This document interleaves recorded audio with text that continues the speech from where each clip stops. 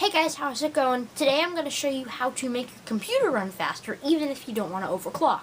Now this, I'm pretty sure doesn't void any warranty, but it does make your computer use a little bit more power. I'll explain that right now. Alright guys, so what I'm actually talking about is how do you make your CPU run at full gigahertz all the time. Because most of modern CPUs have their idle gigahertz really low, like mine is 0.8 right now.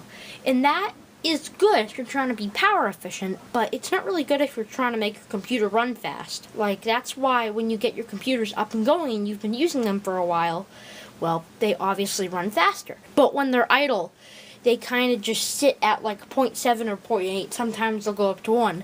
So today I'm going to show you how to get full advantage of your CPU clock. Alright, so what you're going to want to do is go ahead and shut your computer off. Alright, now that it has been completely shut off, what you're going to want to do is press the F12 key. It might be delete for some of you guys with different PCs. It's either delete or F12. Most of the time it's F12. You want to press this, and then you're going to want to press the power button on your computer and keep holding F12. Keep holding F12.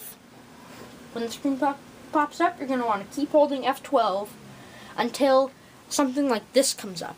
Now this is the startup device manager. What you're going to want to do is go into the setup or the BIOS, click enter, and then now you're in this kind of menu. It might be different for some of you guys. I have a Lenovo, so they kind of have this really nice one. So you can, if you have to change hard drives or something like that, you can do that here as well. But what we are looking for, the advanced menu might be a little bit different for some of you guys with different PCs. Basically, it's going to have CPU configuration. And then you're going to want to look for something that says Intel Speed Step. If you have an AMD, it might say something else. But basically, you're going to want to turn off something that will dynamically adjust the processor voltage and core frequency. So basically, when you have this off, it gives, like mine's a 3 gigahertz processor, it would deliver 3 gigahertz to the computer all the time, flat out. So then you wouldn't have to like wait for something to open up and wait for the CPU to rev up. It'd be at 3 gigahertz all the time, making your transitions snappier, making things go faster. So what you're going to want to do, click enter, and then click disabled, because you're disabling the limiter. So now that the limiter is disabled, you're pretty much done.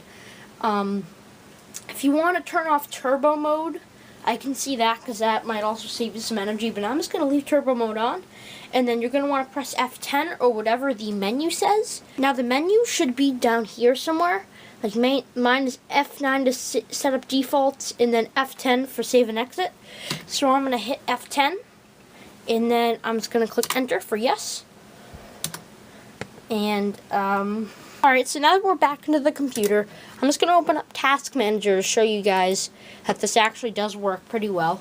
So now you can see that the CPU is running at 2.9 gigahertz pretty much all the time.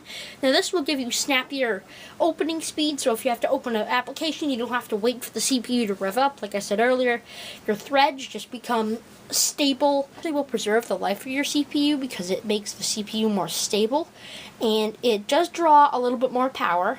But it does make your thing much fast. Alright guys, so if you have enjoyed that little tech tip, make sure to drop a like down below and subscribe up here and find more videos up here. See you next time. Hey! Is it 30 degrees outside? Oh, it is 30 degrees outside. Come here.